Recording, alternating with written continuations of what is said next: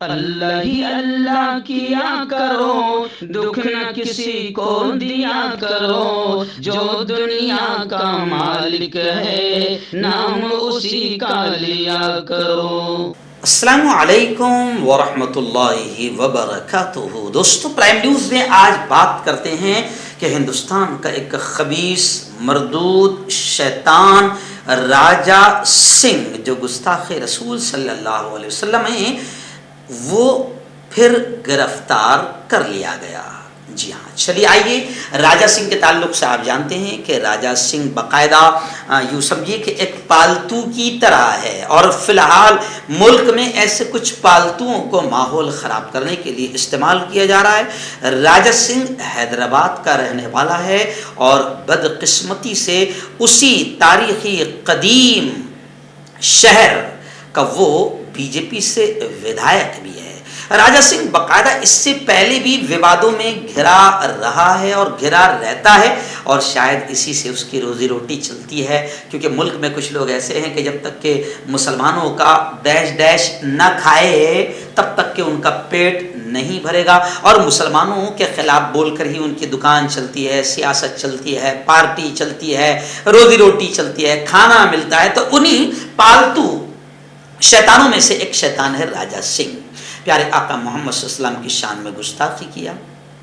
2 دن سے شہر حیدرآباد کا ماحول کافی کشیدہ ہے۔ وہاں سے ہمارے رپورٹر محمد عبداللطیف صدیقی نے بتایا کہ پرانا حیدرآباد اور حیدرآباد کے تمام چوراہوں پر راجہ سنگھ کی گرفتاری کو لے کر احتجاج ہو رہے ہیں، اور پہلی مرتبہ اسے گرفتار کیا گیا، لیکن وہاں کی مقامی عدالت نے اس کو ضمانت پر فوراً رہا کر دیا۔ اب جناب راجہ سنگھ جیسے گستاخ رسول کو جس نے اتنی بڑی آگ لگائی اور اسے گرفتار کرنے کے بعد فوراً مقامی عدالت سے ضمانت پر رہا کر دیا گیا، تو پھر حیدرآباد کا ماحول اور زیادہ خراب ہو گیا، لوگ پھر اور زیادہ بفر گئے، کیونکہ ایسے ہی نپور شرما کا ہوا۔ نپور شرما کا معاملہ تو یہ رہا کہ سپریم کورٹ کہہ رہی ہے کہ اس خبیث شیطان عورت کی وجہ سے پورے ملک کا ماحول خراب ہوا، دنگے ہوئے، قتل ہوئے، نہ جانے کیا کیا ہوا۔ لیکن کمال کی بات ہے، سپریم کورٹ ایک طرف یہ کہہ رہی ہے کہ اس کی وجہ سے ایسا ہوا، لیکن کمال کی بات ہے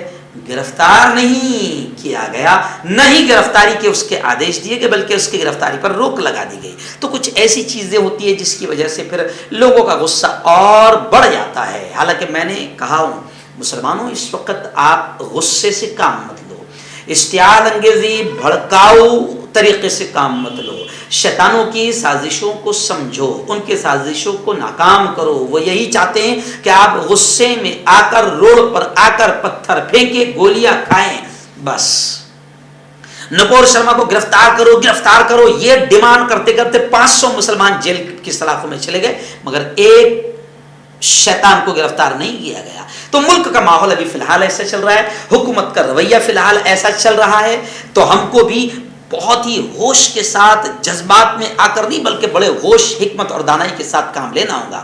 یقیناً پیارے آقا محمد صلی اللہ علیہ وسلم کی شان میں گستاخی ہم برداشت نہیں کر سکتے ہیں، لیکن شیطانوں کے مقصد کو ہم اگر کامیاب کر رہے ہیں تو کہیں نہ کہیں ہم بھی بے وقوفی کر رہے ہیں، تو ہم کو بہت سوچ سمجھ کر کام کرنا ہوگا۔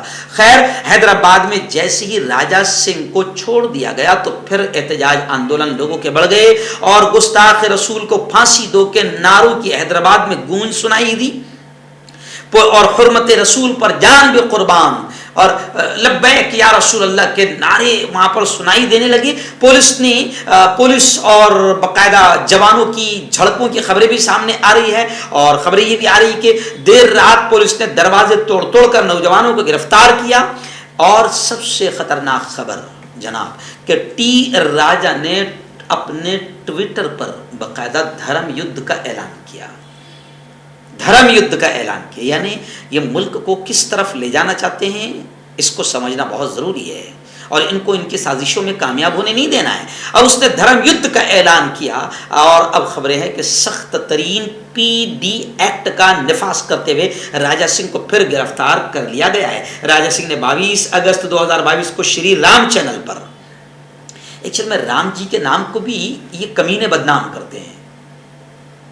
رام جی کی تعلیم ایسی ہو ہی نہیں سکتی ہے، خون خرابے کی تعلیم کسی دھرم کی نہیں ہے اور نہ ہی کسی مہاپروش کی ہے. یہ لوگ رام جی کو بھی بدنام کرتے ہیں اور اپنے اچھے دھرم کو بدنام کرنے کا ذریعہ بنتے ہیں. ان کو روزی روٹی ملتی، ان کا پیٹ چلتا ہے، ان کو سستی پبلسٹی اور سستی شہرت ملتی ہے. اس لیے ہندوؤں کو بھی سمجھنا ہوگا، مسلمانوں کو بھی سمجھنا ہوگا. تو اس نے شری رام چینل پر فاروقی کا اکھا اتہاس سنیے، اس کے عنوان سے آن لائن پیغمبر اسلام محمد صلی اللہ علیہ وسلم کے خلاف ایک ویڈیو پوسٹ کی، جس سے مسلم کمیونٹی کے جذبات کو ٹھیس پہنچی اور پھر ماحول خراب ہوا. لیکن ایک بات اور میں مسلمانوں سے کہوں گا کہ ایسی ویڈیو جس میں شان رسالت صلی اللہ علیہ وسلم میں گستاخیوں کے الفاظ کہے گئے، میں آپ سے کہوں گا پلیز مسلمانوں سمجھو، ایسی ویڈیوز کو شیئر بھی نہ کرو، کیونکہ آپ اگر شیئر کرو گے تو ان کا مشن کامیاب ہوگا، ان کا مقصد میں یہ کامیاب ہوگے. تو ایسی ویڈیوز کو شیئر بھی نہ کریں. اور میں حکومت سے کہوں گا کہ پلیز پلیز گھٹیا قسم کی کرسی اور سطح کے لیے ایسے شیطانوں کو آزاد مت چھوڑو پلیز. ملک بڑا ہے، کرسی بڑی نہیں ہے. ملک بچے گا تو تمہاری کرسی بھی بچے گی. تو گھٹیا قسم کی سطح اور گھٹیا قسم کی راجنیتی کے لیے میں آپ سے اپیل کروں گا کہ ایسے شیطانوں کو آزاد مت چھوڑو، ان کو پھانسی کے پھندوں پر لٹکاؤ، ان کو پہنچاؤ اور اس پیارے ملک میں نفرتوں کے آگ کو بھڑکنے مت دو. یہ بہت پیارا ملک ہے. پلیز خدا کے واسطے میں ہندو مسلمان سب سے اپیل کروں گا کہ اس پیارے دیش کو بچانے کے لیے آپ اور ہم کو آگے آنا ہوگا. یہ سیاسی بازیگر تو نفرتوں کا سودا اور نفرتوں کا بازار گرم کر کے سطح پر ٹکے رہنا چاہتے ہیں. اس لیے میں تمام سچے اچھے ہندو مسلمانوں سے اپیل کروں گا کہ ان شیطانوں کی سازشوں کو سمجھو اور پیارے دیش کو بچاؤ. نفرت کی دیواریں توڑو، محبت کے دیپ جلاؤ. اس لیے بس اس شعر پر اپنی بات کو ختم کروں گا کہ لڑائی جھگڑا کسی مسئلے کا حل نہیں ہے. میں نے پرسوں بھی ہمارے یہاں گنپتی کی میٹنگ تھی، اس میں بھی یہ شعر کہا میں نے کہ حویلی جھوپڑی سب کا مقدر پھوٹ جائے گا، حویلی جھوپڑی سب کا مقدر پھوٹ جائے گا اگر یہ ساتھ ہندو اور مسلم چھوٹ جائے گا. دعا کرو یہ پیار کے رشتے رہے قائم، یہ رشتے ٹوٹ جائیں گے تو بھارت ٹوٹ جائے گا.